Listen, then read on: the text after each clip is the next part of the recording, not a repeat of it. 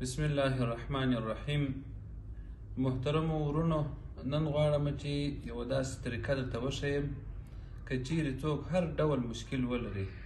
د الله تعالی جل جلاله په فضل عظیم سره به هغه مشکل حل سي. که چیرې یو څوک وایي چې زما په مال کې چې برکت پیدا سي، که چیرې یو څوک وایي چې ما ته چې الله تعالی جل جلاله اولادونه راکړي، که چیرې یو څوک اولادونه لري، لوڼې لري، زوی نه لري، او یا هم یو څوک وایي زه کاروبار کوم، په کاروبار کې مې پرمختګ نه راځي، یو څوک په وظیفه پسې ګرځي، نور پیدا کېږي. د دغه ټولو مشکلاتو دپاره یعنې هر مشکل چې څوک ولري، د الله تعالی په فضل عظیم سره به دا مشکل حل سي.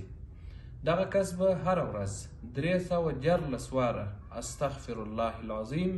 ربي من كل ذنب واتوب الیه دغه به وایي 314 واره تر 11 ورځو پورې، چې پر 11 ورځو پورې پوره کېږي، انشاءالله د دغه کس به دغه غوښتنه الله تعالی جل جلاله پوره کوي. نو اوس که غواړئ چې تاسې ثواب ترلاسه کړئ، دغه ویډیو تر نورو مسلمانانو ورونو پورې ورسوئ چې د هر چا یو مشکل رفع کېږي، الله تعالی جل جلاله به یې تاسو ته هم ثواب درکړي انشاءالله.